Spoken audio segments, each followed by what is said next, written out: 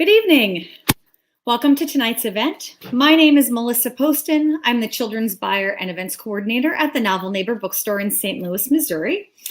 And tonight we are so thrilled to host the launch party for James Ponti's new book, City Spies, Golden Gate. But before I introduce tonight's guests, I do have a few announcements. On March 11th, we will be hosting picture book author Bob Holt at 6 p.m. for his upcoming book, Let's Taco About How Great You Are, which is full of food puns. On March 17th at 6:30, we are hosting a conversation about the new graphic novel, Allergic, by Megan Wagner-Lloyd and Michelle May Nutter. And they are in conversation with Gabriella Epstein, who is the newest illustrator in the Babysitters Club series. And Allergic is about a girl with severe allergies who wants to find the perfect pet, and it is adorable, perfect for fans of Raina Telgemeier and Shannon Hale.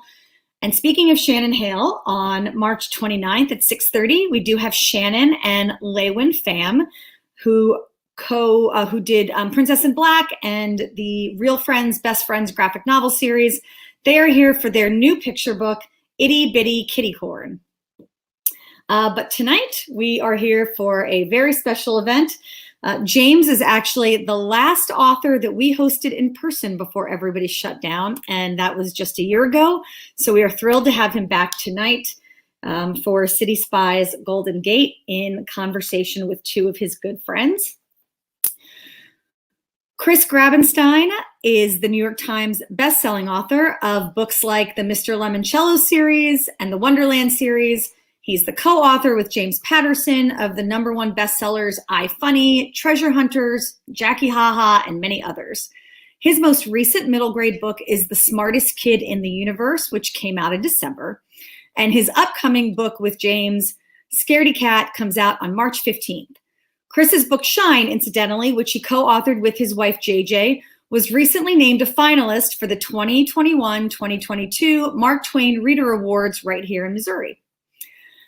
Max Brallier is the New York Times and USA Today best-selling author of series like Galactic Hot Dogs, which is my personal favorite, Eerie Elementary, Mr. Shivers, and of course, The Last Kids on Earth, which was turned into an animated series for Netflix. His most recent book is the third Mr. Shivers book, The Doll in the Hall and Other Scary Stories. And on April 6th, the first Last Kids graphic novel will be published, The Last Kids on Earth, Thrilling Tales from the Treehouse. And tonight's special guest, New York Times bestselling author James Ponti, who spent much of his writing career writing and producing television shows for Disney, Nickelodeon, and PBS, as well as the History Channel, the Golf Channel, and Spike TV, working on shows like The Mickey Mouse Club, The Mystery Files of Shelby Woo, and Clifford's Puppy Days. When the chance came to write a book based on Shelby Woo, he jumped at it and started writing kids' books on the side.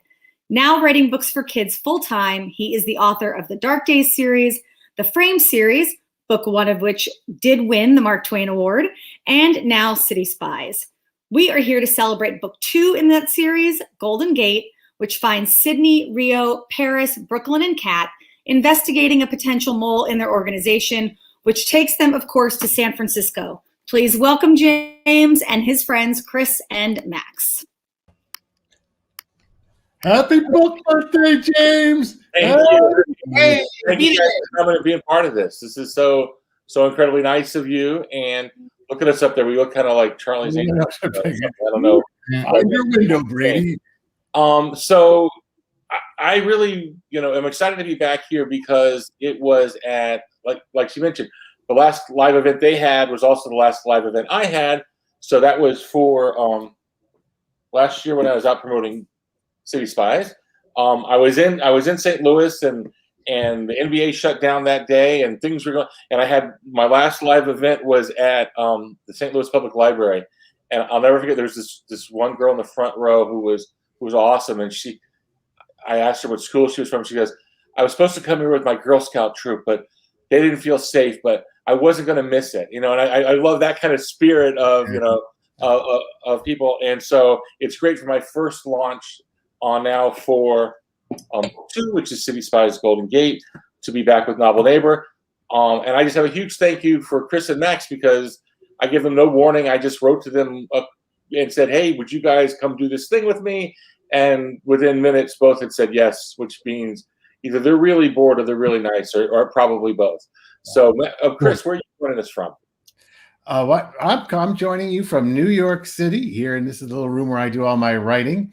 And I believe I wrote a little blurb for the first City Spies book. I'm just remembering, beware, City Spies may keep you up all night. Read. That's true.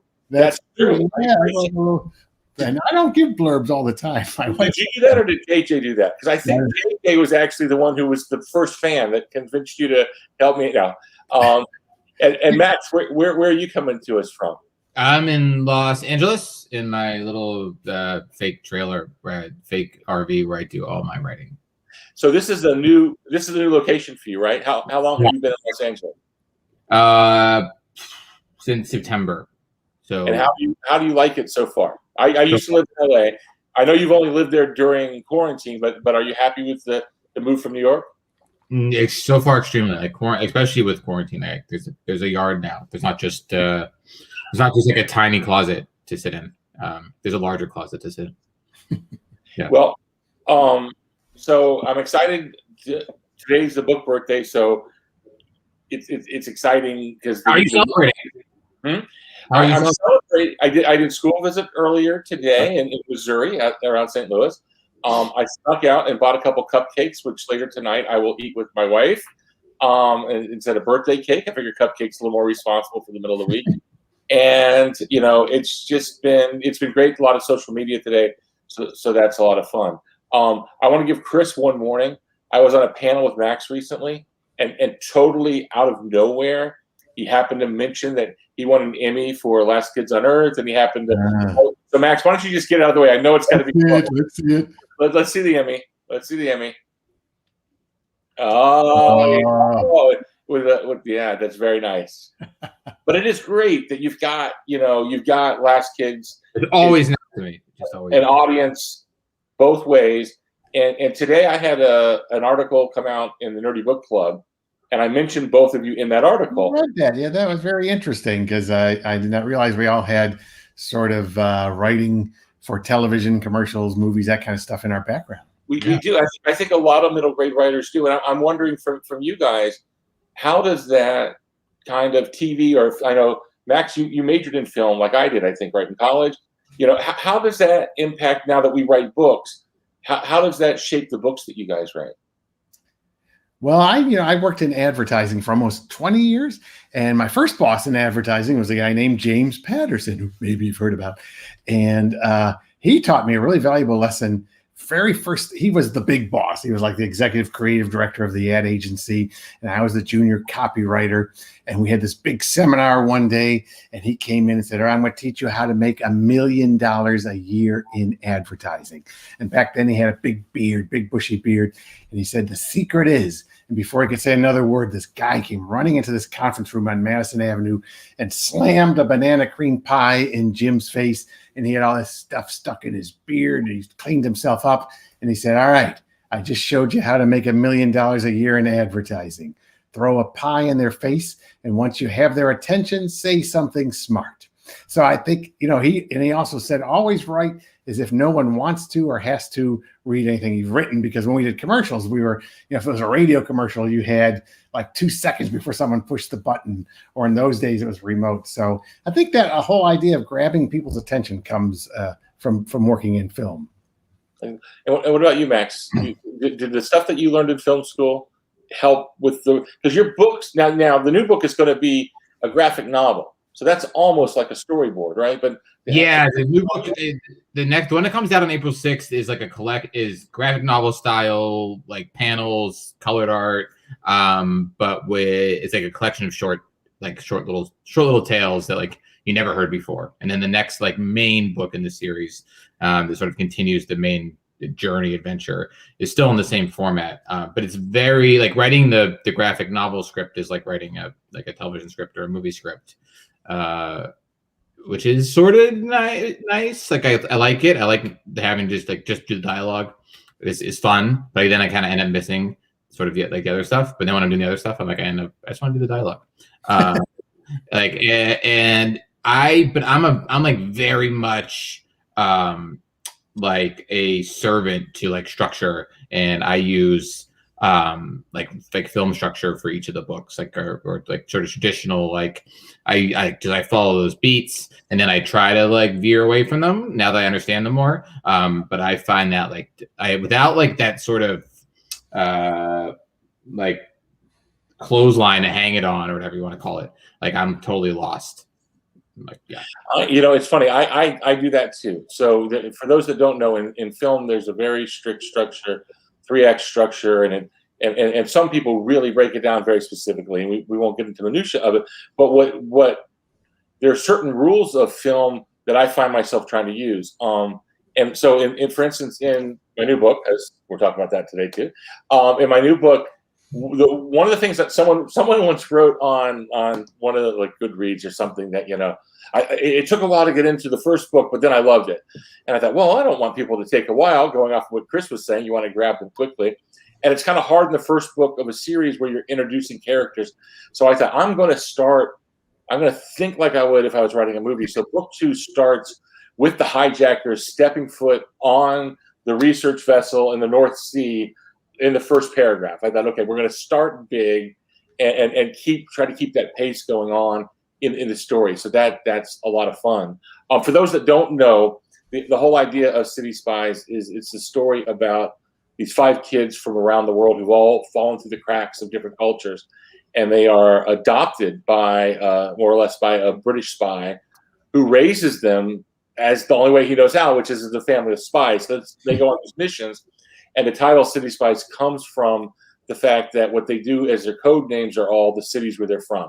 So there's one from Rio, there's one from Paris, and they go by Rio and Paris. There's Brooklyn and Sydney, and then there's Kat, who's from Kathmandu.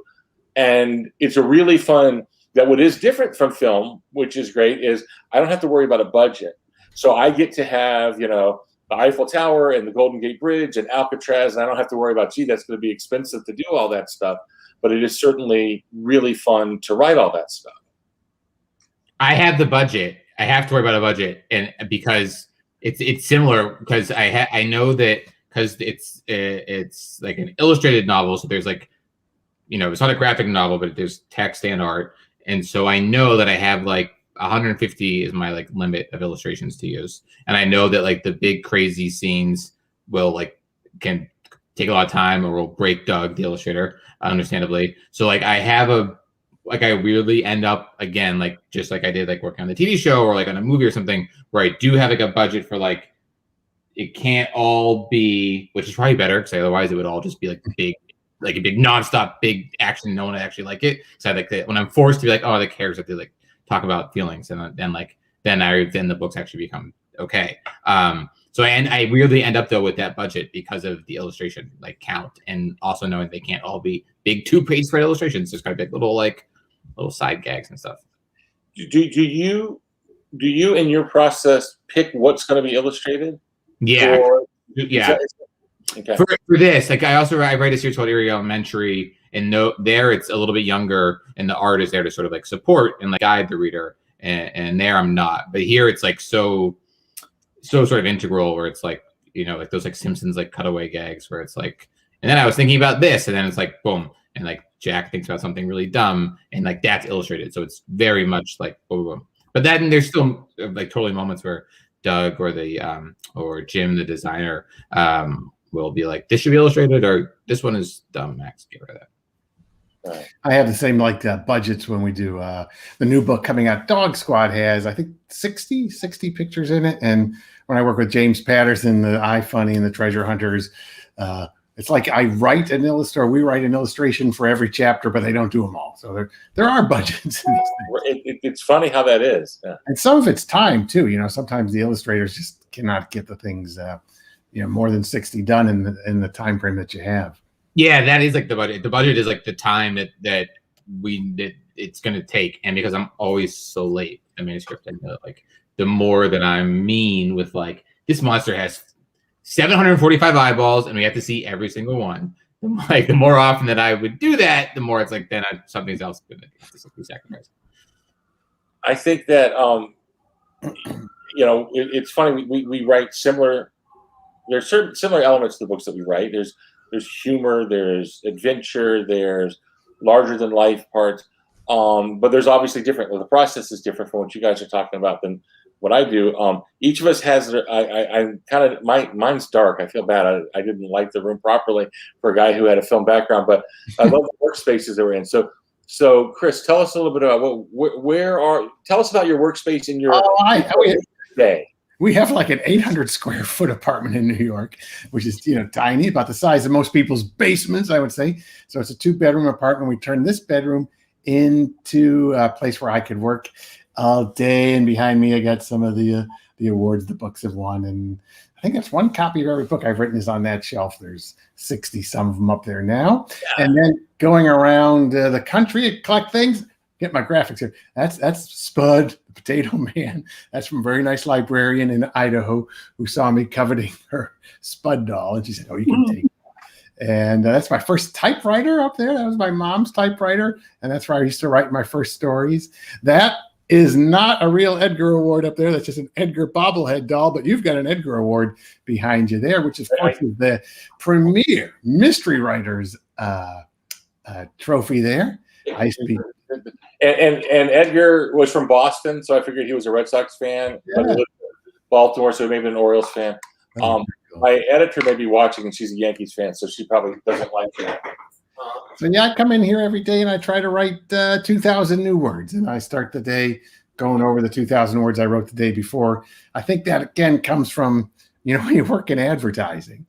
For every commercial you see on television, there are about 300 that were killed. So my bosses would just go, "Chris, the meeting's not till 11. Well, you've got 2 hours left. You could write some more scripts." So you just get used to writing, and that was a good discipline for me to learn early on. So I still do that quite a bit. And tell us about your space there, Max. I have built everything off that you don't see here is a huge mess, but I have built like a fake. I always wanted to work out of an RV, and my plan was when we had a garage, I was going to put an RV inside it, and I was going to work inside that RV inside the garage. But I realized that RVs are about 4 to 5 times as big as I thought they were in person.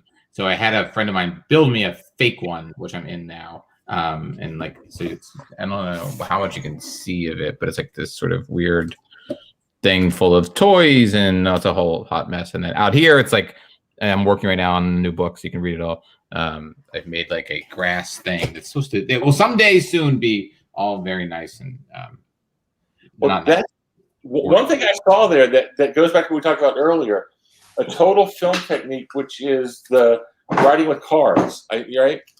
So I write with cards. I put them on my space here is we moved actually the week before quarantine. So we moved in this new house, and it feels like we've never left it since we moved into it. And I have this room that's surrounded by windows and looks out, which is great. But I too have the board. Right now mine is set for school visits all week. For the release, but that's how I do it. I lay the cards out like you do. That's like the SNL when they show like the upcoming guest thing. Yeah, exactly. Yeah. When is Rihanna's school visit? And I have a wall on this side, which I can't turn my computer around, that's covered with metal, so I can put up all my note cards with metal. Oh, there you go. Yeah, note cards really help. I put up a lot of pictures too. I put up a lot of pictures like to inspire me, like what the place might really look like, and I just find it's like. You get some details out of, like, you find a picture and you put it up there, and that becomes your location. I'm writing spy stories, and I set them in real locations. I figure I do a lot of research about where the stories are taking place. So, for instance, in this book, they go to London and Oxford, but they spend the big finale stuff is all in San Francisco. And so when I went to San Francisco and researched, I took pictures of everything, the tunnels underneath Alcatraz and all through, and I don't print them. I fill my computer screen with them, and so when I write, I look at that, and then for research, I don't know if you guys research. I wanted to ask you about that. I am talking to people all the time. In the last 2 weeks, because I'm writing now stuff that takes place in Beijing and in Moscow. I talked to like one of the highest ranking people from the CIA who, luck has it, his wife is a school librarian who likes my books, and so she volunteered him. And so like I'm running missions through him, which seemed, this is the guy who actually I felt like I was having, Vince Lombardi call my little street football game, because he's giving me all the tricks of how to really do it. And then I had someone from the State Department who was based in Moscow giving me like breakdowns of how the embassies work and all like that. So yeah, like the pictures that help, the research really helps. And I feel like if you have that realistic part, then we can really have fun, Right, with the humor and the adventure and the action if we base it in something. Is research a part of the books that you write? Like Max, is this all coming out of your mind, or is there a research component? The research component is like the locations and stuff. Usually, like the new one I'm writing now takes place. A lot of it takes place on this giant like Mall of America type thing that's on the back of a giant slug monster. So it's like always traveling, and so a lot of it was like I bought like 6 books about like a guide to the Mall of America from like 1997, and then like I watched all these videos on these like crazy malls in Dubai, like trying to figure out ways like where is the action going to take place? How would you move through it? And like there's like monorails and roller coasters and all this stuff. So that's like this sort of research that I do. And then when there's like new monsters being created or something like that, there's a lot of like I don't know, I have like all these books that are like Marvel movie monsters and Ray Harryhausen, the greatest thing like that I will go to like look for inspiration. And then like also like a lot of times I feel like I just like will like forget how to write sentences. And so I will like pick up a book and be like, oh right, that's how like an action scene looks on the page. And then like I like that's like sort of like jump. Like I honestly like, I feel like a lot of research is like, wait, all I'm doing right now is saying like he does this, he does that, he does that. Like I have to like jumpstart my brain by reading something. And I collect like movie novelizations because I that's back to like, the movie thing, but like a lot of sort of I'm like, okay, I'm trying to write a scene, like just like part of what happens and they get off and there's like this big sort of like bustling like trading post thing that's full of monsters and stuff. And so I had the Mad Max Beyond Thunderdome novelization, and I was like reading like okay, he enters this thing and it's like stuff's going on and like all this crazy stuff. And like, how do they go through it? And what are sort of like the beats that they hit? And then like, okay, so now I get it sort of how like I can see it on the screen, but how does the screen translate to the page? And then how can I look to that page and be like, okay, and my thing is different, but I will take stuff like this and make it feel like this. Yeah. What about you, Chris? Do you research? Oh, yeah, I'm constantly doing research, and because it's like you were saying, you want your reader to go, yeah, that sounds like it could happen. Like when I was working on The Smartest Kid in the Universe, I just had this crazy idea about those candies, Smarties that come in a little wrapper, and I said, what if you could eat a Smartie and become a Smartie? That's a pretty funny idea. And then I did some research on ingestible knowledge. And I found this TED Talk by eminent futurologist from MIT who predicted cell phones, predicted conferences like this, predicted GPS. And they said, what's going to be the next big thing? And he said, well, it'll probably be 20 or 30 years, but it'll be ingestible knowledge. So I was like, oh my God, this could actually happen. So I did some more research, and just enough, especially writing, for 8 to 12-year-olds, you don't want to bog people down with all the what's really going on in the brain. But you just want enough people, yeah, that could really happen, because that makes the ride more fun if it's believable. If it's like, oh, this is just kind of completely made up. So they used to call that willing suspension of disbelief. Is that if I remember what some teacher said years ago? It really is. I totally agree with that philosophy on it. It's funny. One of the funnest parts of most fun. I don't think fun is the word, right? In the book that in City Spies, in the Golden Gate, the new one, I had. That starts with this hijack. The characters are on a educational research vessel cruising through the Shetlands, and people hijack the ship. And so I found myself just obsessed with research vessels and from all over the world, and who are the biggest and who are the this, and I had diagrams of them, and I'm trying to figure out, well, where would they hide? Because they have to have a realistic good place to hide. And so I tracked someone down at the Scripps Oceanographic Institute in San Diego, where they have the research vessel Sally Ride, which is probably the preeminent one in the world now. It's a relatively new vessel, and she was great, and she's helping me, and you know, when we do what we do, and we talk to real people in the world, you always feel like, you know, you're from like a really like bad cop show asking a policeman something and you're going to offend them or something. And I said, I know this may sound odd, but where would you hide on the ship? And she goes, no, that's not odd at all. She goes, we play this game. Sometimes we take a ship out that's new and we play a game, and there's just like 6 of us. It's the ultimate hide and seek of this giant vessel. And she goes, the place you want to hide is the stern thruster machine room. No one will ever find you. And I'm like, this is great. And so I go to my map and I see it, and it is fun to, with the research, it's not even so much about accuracy sometimes as it is about launching new ideas. Because, oh, I didn't know that. I didn't know that at Alcatraz there were hidden tunnels from a fort that was there before it was a prison. Oh, okay, maybe that's something I'll use. You know, the more research also kind of then leads you to, like you're saying, Max, in your Mall of America, what a mall could be, what a monster could be.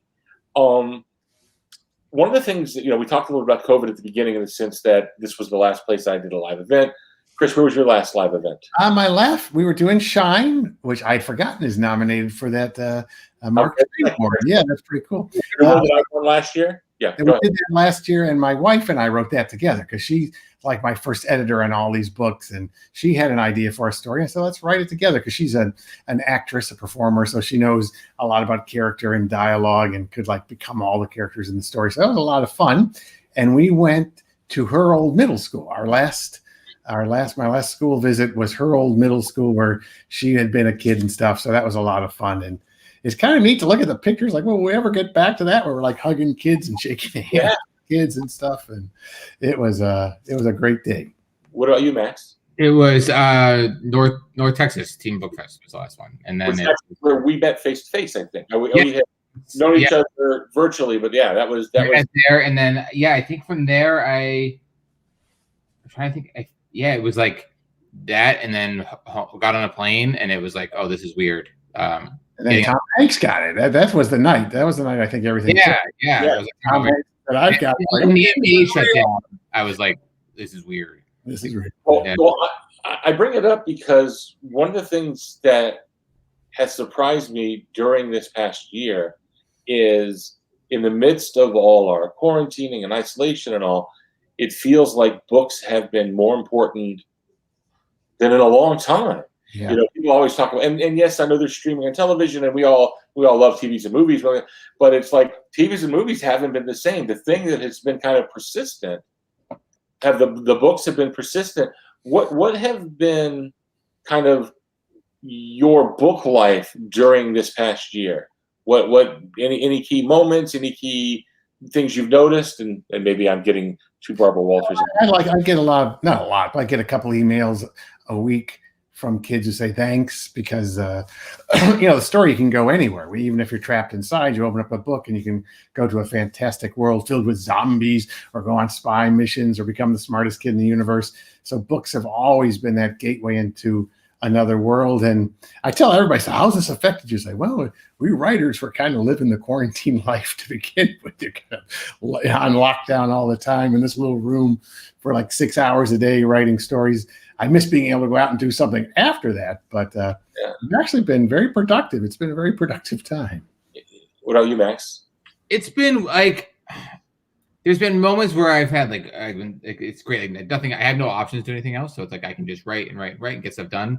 But I've also felt like super cooped up and had like this last manuscript. I feel like has been the toughest one I've done yet. Like it definitely has been, and I gotta think there's some sort of correlation to like just everything going on, and so I don't know if I would say like I feel like I sort of been more productive or something. But then also like I've gotten really like, the wonderful emails, messages and stuff from like, or you see on Instagram, like somebody who's like, has during this time has found a series or something, and it's kind of been that thing that keeps them going after a long day of virtual school or something, which is nice that it's there to do that. And I think the fact that all of us write series, that plays into that. Just like people are binging shows more and stuff, they'll get into a series and they'll read. It's great. I read first. I read this one and I want to read all the other ones after it, or I read this one and I want to see what happens next, and how much fun that is. I've really loved the sense of community that has developed during this. I mean, it was already like a lot of writers doing things virtually together. Like even this would not normally happen, that the three of us would be able to be here. I would, I've been in things where we've had librarians and booksellers or readers, and that has been just nice to see in the midst of also very tumultuous time, all that's going on, that books have just shown that they can really just keep on being what they've always been, which is this great gateway and connection and trip. So we told Melissa that at 30 minutes we would slide back over so she could ask questions. I don't know if she's quite ready for that yet, but Melissa, if you want to do that, or we can just kind of, there she is. Hey, Melissa. Hey, how are you? I'm good. How are you guys doing? This is so interesting. I especially I've been so nerdy during all of this time with getting to see what people's spaces look like. Yeah. It's just like every time somebody shows me their toys or their books or whatever, I'm always like, oh my gosh, it's so exciting. So I'll show you my favorite toy. Okay. I love baseball cards. I have a Lou Gehrig baseball card and a Jackie Robinson baseball card. Dang. And they're kind of my two life heroes that aren't people who I know in real life heroes. And they're always watching over. I got Jackie and Lou right there. That's cool. I'm looking to see if I have anything exciting.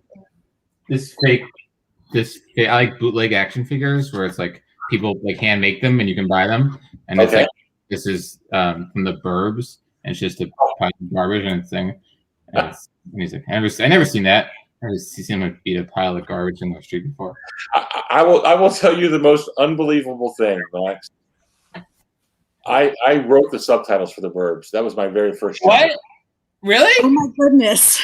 My first job out of film school was in a subtitling house where we would write the subtitles that we translated into different languages.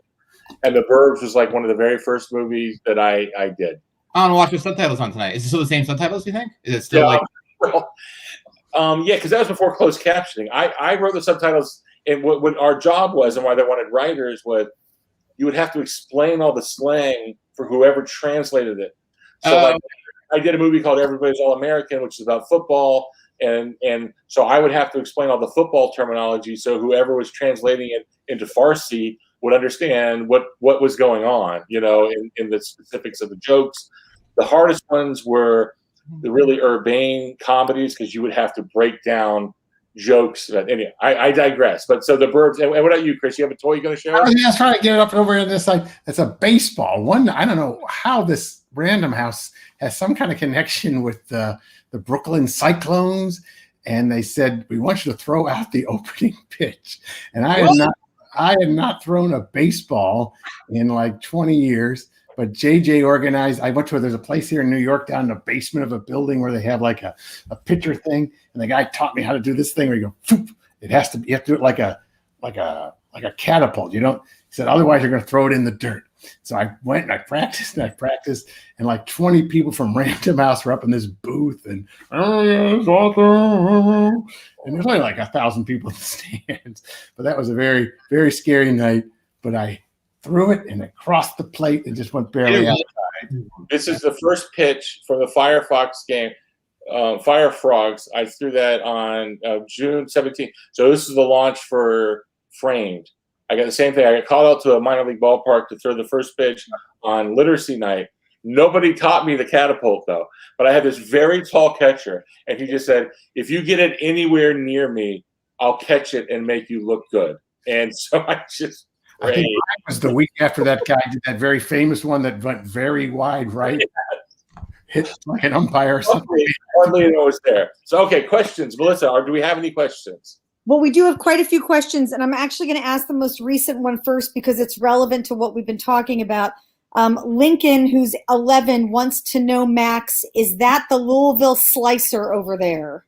Yes, it is. This is let's see. Yep. This is I have like 3 here. Oh, This is the actual nice. toy one. It's gonna make like a sad powering down noise a little bit. And then that's the inflatable one that we always sort of do giveaways when for like the pre-order stuff. And that's the slicer in its cage. It's gonna make a really sad noise in a second. It's gonna go wah wah. Which is the noise that I worry people make when they read a joke, right? That's always the fear, though. All right. So Marilee would like to know what you all do when you have writer's block, if you ever have it.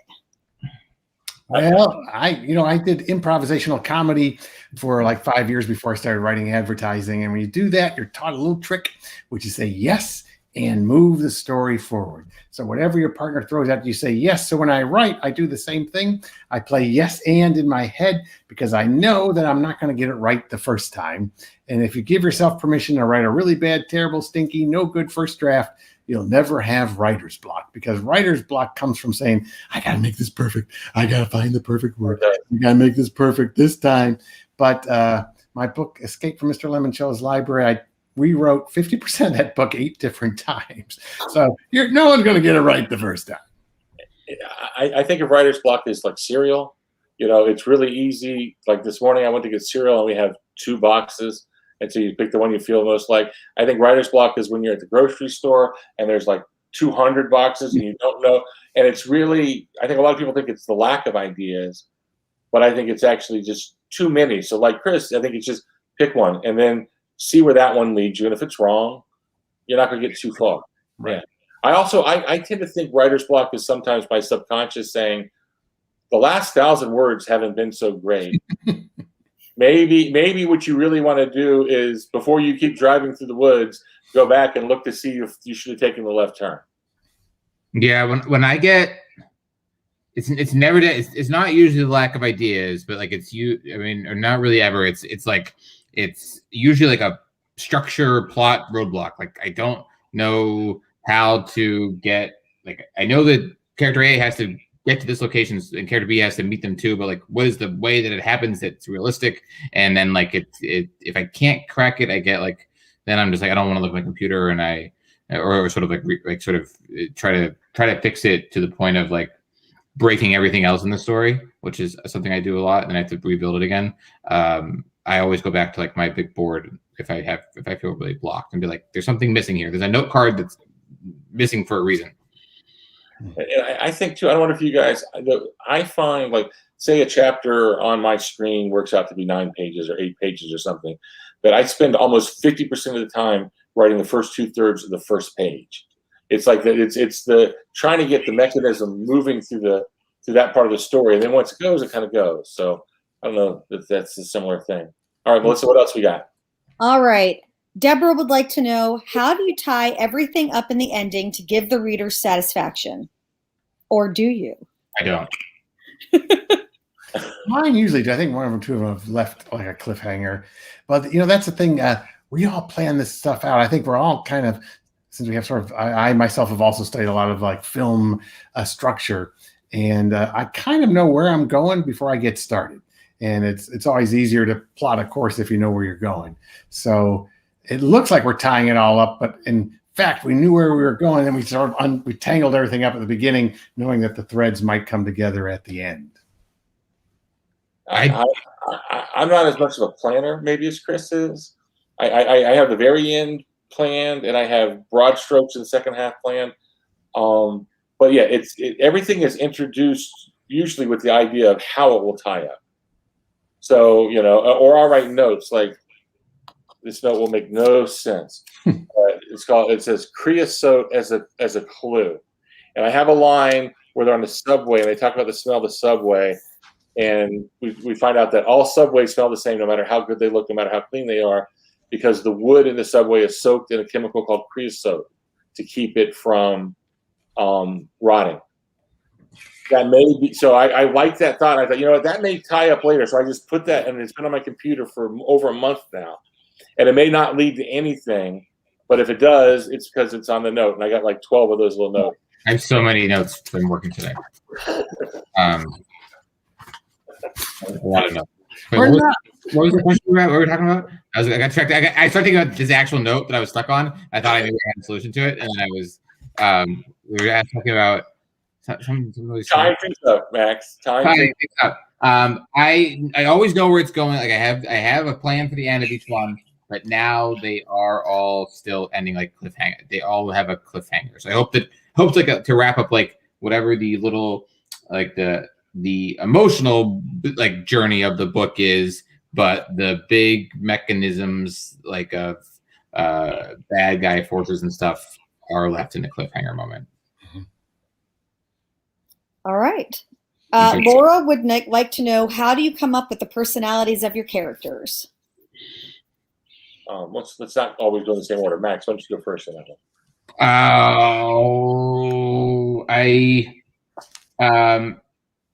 don't know. I think that I always sort of fall back on stuff that I know that I've liked before, and I try to take something that I've enjoyed and I can make it my own by combining different things together. There's a lot of like pulling parts from people that I know, pulling parts from characters from other books, other movies. I think that probably the voice is still like my voice regardless. Like when I did we did like a Last Kid spinoff that was just about June. But it was still told in the first person, and that was really hard to not write it like as Jack, which was as Max.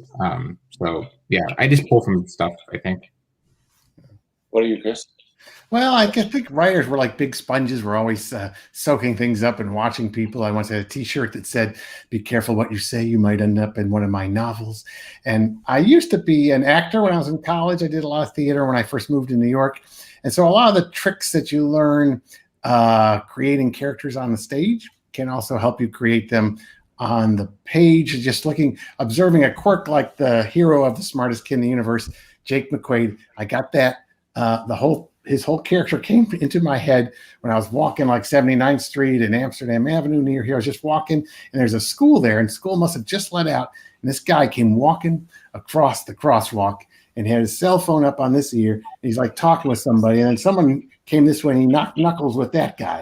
And I said, this guy's got to be the coolest kid in the world. He's got like friends over here. He's knocking knuckles with this guy. And just the way he was walking, I didn't hear him say a word, but just that attitude, I said, that's my guy, Jake McQuaid.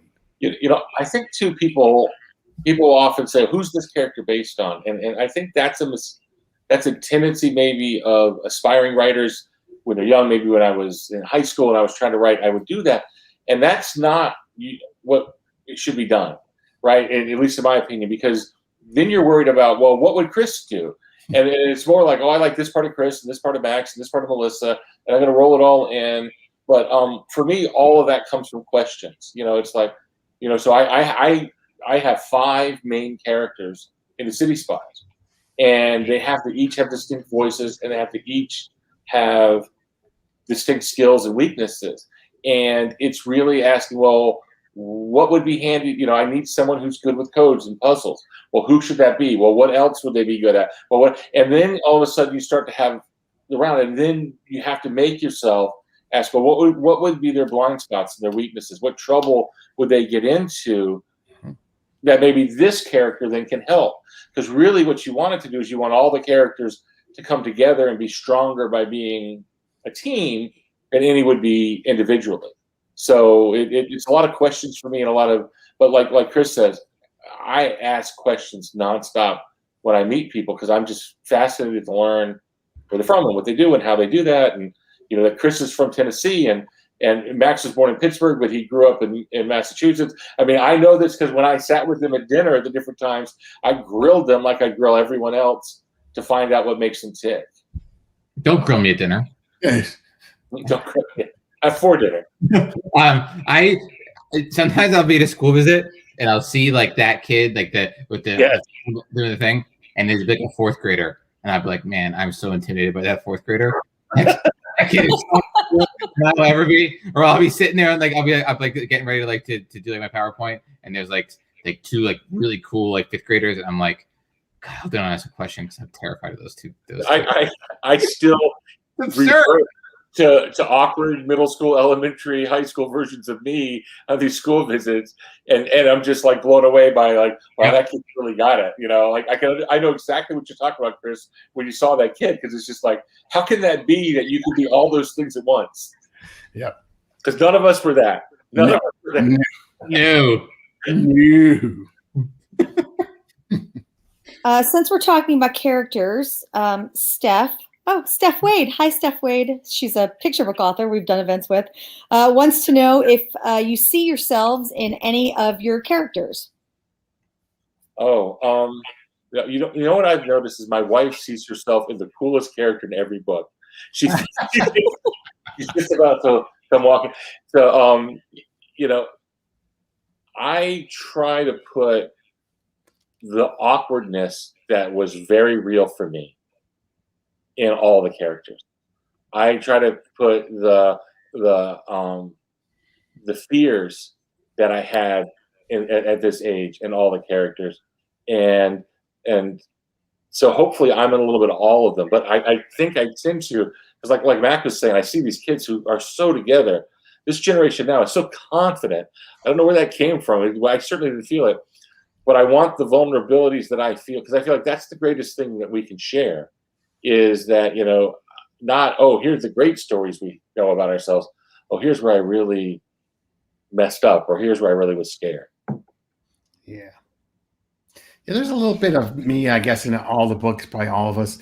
Like Kyle Keeley is the third son in the family. I have two older brothers who I can never beat at anything, because my one brother's like a genius, and all the teachers go, oh, I had Jeff in my class last year. I hope you're as smart as Jeff was last year. And I was like, so the only time I could beat them was when we played like Monopoly or something. So that whole character of Kyle Keeley came out of that memory. So it's not completely me, but it's like, oh yeah, I remember what that was like. That was like the one chance I had, was playing Monopoly or Sorry against my brothers, that I could actually beat them at something. Jack in Last Kids is very much like the voice is mine, but like with the time to think about, giving myself the time to say things that are smart, but he says them very quickly because he's a character. And then and he's like the brave, like the funny, brave sort of version of me as a kid, like with some level of confidence I didn't have, but also he's sort of very self-deprecating and like makes fun of himself while also trying to be cool, but never really being cool. And then, yeah, so that's very, like, he's very much a part of me. But then as the series went on, I sort of like I love like the kind of the found family thing, that story, like trope, whatever, because that happens in real life. And I think like that was sort of a thing I was sort of doing, like sort of trying to assemble, like they assemble like a team, like the Avengers, and then as the series goes on, it gets bigger and bigger and bigger. And I felt like I was in my own life trying to do that. The author friends and writer friends and people, like, to really create like to someday, the goal of someday being that kid who walks in the hall and is able to give somebody a fist bump. And one thing you said, Max, that does tie in too. I think my voice is in it, because I try not to make that the case, but I constantly hear from people who I grew up with that they say, when I read it, I feel I can hear you sitting next to me telling the story. So I think our voice does slide in there, and certainly that found family dynamic is something that kind of was for my life. That's a key part of the City Spies books as well. Yeah, me too. I think a lot of my books have that in it too. I don't know if it's because all those years doing theater, every time you were in a play, it's like you found this new family, this new cast, and unfortunately that would end when the play ended. Then you put together another one. So found family is big. Yeah. It's such like a visceral, like a primal, like want to fit in with people who like me for who I am. And like when that happens in a story, I don't know, it's you root for those characters, I think, naturally. Absolutely. Alex would like to know if you have a favorite out of the books that you've written. Mine is Shine, the book I wrote with my wife. Shine. What an answer. That's a good one. And she wrote all the best parts, right? JJ was the genius. All the good stuff in it. And you did the adverbs. No, it actually is one of my favorite books, because it has I think all my books have humor and heart, but that one has even more heart than all of them. Max, your favorite? I don't know if I have like the First Last Kids was really important to me because I wrote the whole thing like 100 times and it was ready to go to my editor, and then I changed everything. I didn't like it, and I woke my wife up in the middle of the night. I said, it's not it, and I changed almost everything. And so it was a very scary moment, and like it turned out for the good. Like it was the right decision. So that one's like special. I really like the Beneath the Bed series. It's just like really spooky little stories that are really the most like fun to create. It's like I take a weird like 150 words each and something that's scary, and I make it creepy. Something from like my life and try to make it creepy. I always feel like my least favorite book is the current book. So that's the one. I'm like, this is the one where I can't afford to pay my mortgage anymore because people read this and then they're like, forget this whole series, it's a mess, and they done. That's how I go through each book. I actually don't think of the books as separate. I think of them as just one, like Max's family. He's talking about growing. I think the books all connect and are one. I always though feel like my most recent one is my favorite because I've gotten through it the most recent. And my least favorite is always the one I'm writing now because I just have so much doubt about it. But if we come back again next year, it'll be my most favorite because it will be my most recent one that I finished, you know. And you know, I like to think that I'm getting better at it each time. So I hope the books are getting better each time, but they are. Each one has different special. Like I imagine Limoncello has to be special for you, Chris, because it took an already really great career and just moved it bigger, right? You know, there was I'd written I think 15 to 20 books because I wrote like 8 or 9 books for adults, and I wrote stuff with James Patterson, and I had a ghost story. But this is like my 20th book that came out, and it was the first one on New York Times bestseller, all that stuff. And I went to the Decatur Book Festival. Here he is, debut author Chris Grabenstein. Okay. First book anyone ever heard of it.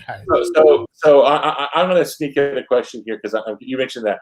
What was that call like? That Wednesday call from your editor that you're on the New York Times bestseller list to you? That was really kind of unbelievable, and it was a sleeper. No one expected it. I think there was another book that maybe the publisher expected to be the big break. You know, they have these catalogs and these seasons, and it went into a second printing before it even came out, which was kind of cool. So that was very exciting. And then I got spoiled because it was on it was on for a long time. It was on the paperback children's bestseller list for 111 weeks. Jeez. And then one Wednesday they called up and said they're not doing that list anymore. I'm like, my wife saved the day again. She said no one else will be on that list for 111 weeks. Because it doesn't exist anymore. And that saves you from the call where it's no longer. Yeah. And a couple Wednesdays, my editor would forget to call till Thursday. And, so we'd be here going, well, it had to come to an end sometime. They would go, wait, your editor called you every Wednesday for 100? Yeah, she sent me an email probably. She sent me like it, after like 90, 95. What about you, Max? Or was it USA Today first? What was the first? No, it was the Times was the first one, and it was I was on tour, and it was like it was like, okay, great, like now I can forever say that I'm a New York Times bestseller, and I don't it doesn't they can fall off tomorrow, and I don't care. Yeah, and then that's not true at all, because then the next week I was like, I hope it's still there. But the most I remember calling my wife was like to tell her was the really fun part, and she used to be an editor, and I think she had already seen the list and had to like fake, you know what I mean, like because she was people would still send her the list, and she was like, and I could tell. But that was like the sort of like, okay, that was really cool. Yeah, it's cool. And for readers out there, the way the list I think comes to the editors on they hear around 5 o'clock or so on a Wednesday, and usually so that was not a thing I was ever a part of and didn't expect. And then COVID was going on, and my wife's a high school teacher, and she's exhausted. She goes and she falls asleep, and I was sitting at this desk, and I remember thinking, okay, I'm exhausted. I'll go take a nap. But then I thought, it's the Wednesday after that week came out. Maybe, just maybe, I somehow slipped in there.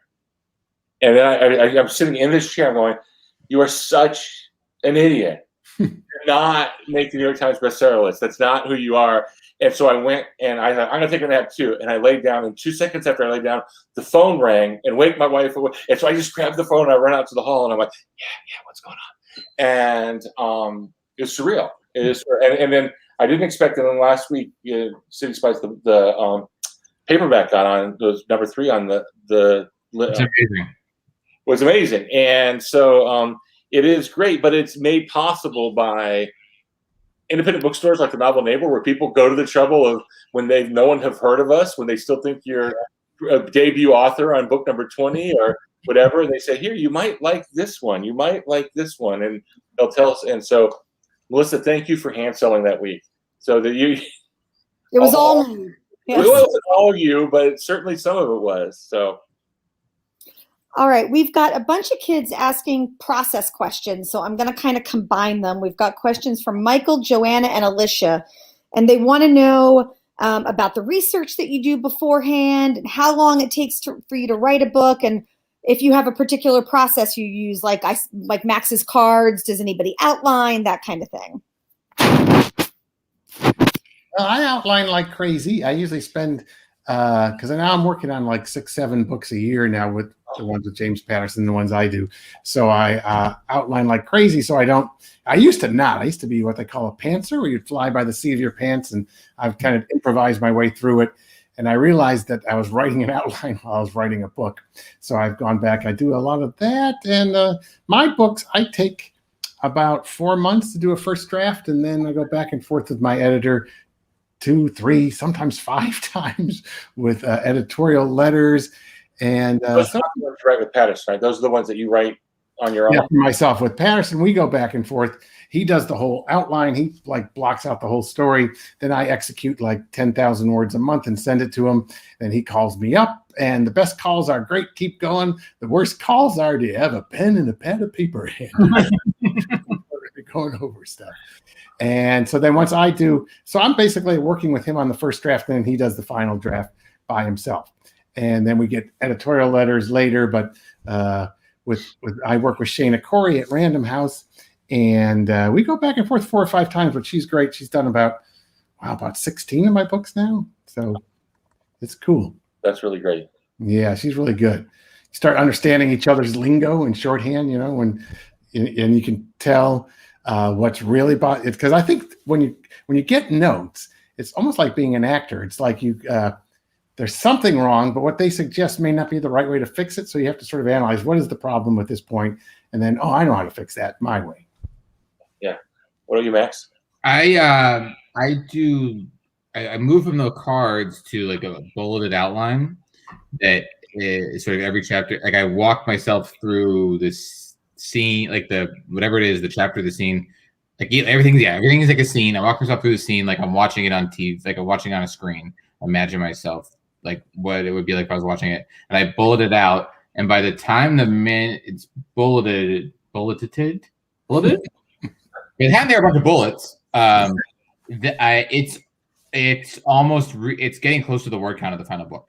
And then I take those bullets and I do a thing where I unformat the bullet part and I make them paragraphs, basically. Like I really just move from like bullets to more refined bullets into then it's a book.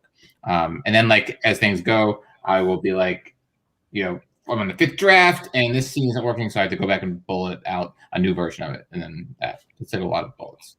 I have a great editor. Her name is Kristen Gilson, and early on in the process, I will talk to Kristen, and we will talk. I'll have an idea of what I want the book to be in broad strokes. So, City Spies, it's really important. Like, where's the action going? What kind of mystery do we have? What's the city? Even what's going to be the cover. So we had Golden Gate Bridge on one, and the Eiffel Tower on the other, and knowing that city, and we'll work out. So, like on the one that I'm writing, on that one, when we wrote that, it was okay. So we're going to start in the North Sea, and then we're going to go to London and have Oxford mix in with that, and then we're going to go to San Francisco. So we have these 3 major areas. And once we've had that conversation, I will do like a really broad outline-ish thing, but I'm got pantser elements to it. But then I will outline each section as I work on it. So when I'm doing the North Sea section, I'll get really detailed outline because I know when that's done, it'll change everything else. And so it's a combination. And then mine takes, I think, actually it feels like 6 to 9 months, which feels really long after Chris just said 4 months. But realize I was still working in TV up until a few months ago. So the first 8 books I wrote at night and on the weekends. So this is the book I'm writing right now is the first time I've ever written a book. Like I woke up every day like today I'm going to work on my book. Yeah. And so that's been really exciting, but it's also been, I have to learn a new process because it used to be my process was let's get some Mountain Dew, and at midnight after the kids are asleep and it's quiet, how much Mountain Dew can I drink to go to 3 or 4 in the morning and wake up and go to work the next day? And so, it's that, but that combination. So I'm hoping to get it to 6 months. I don't know that I'm ever going to be a 4-month person, Chris. I think you just have skills that I don't have. It's advertising. That's all those scripts I have. I do think monkey pasta.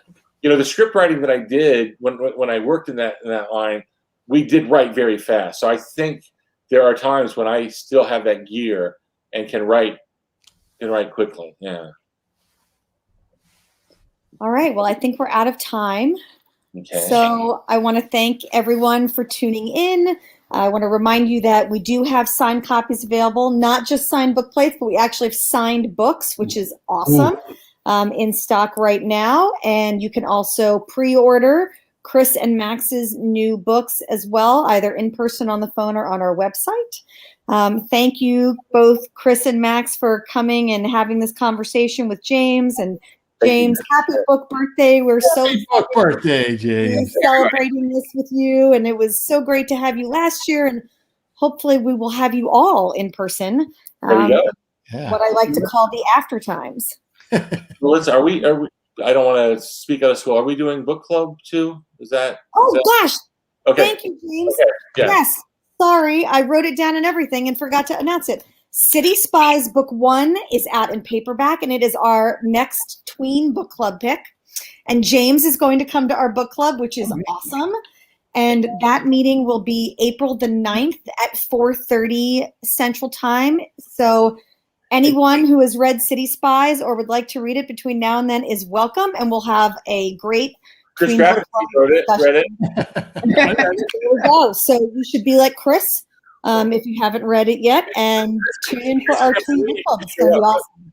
Yeah, and I'll be part of it, and we'll talk. And then there won't be the separation. We can talk back and forth, readers, kids, Yes. author, bookseller, as it was intended. Thank you guys so much for joining tonight, taking time to your schedule. Thank you, Melissa, and everyone at Novel Neighbor. And for those of you in St. Louis, you guys have a treasure in that store. It's really wonderful that you have it. And they're not just a great bookstore. If you know the Noble Neighbor, their outreach and their good deeds, it's just everything you want. And it's another reason why it's so great to be part of this kidlit community. Yeah. Thank you, James. Thank you, everyone. Have a wonderful evening. James. Hey, public. Woo!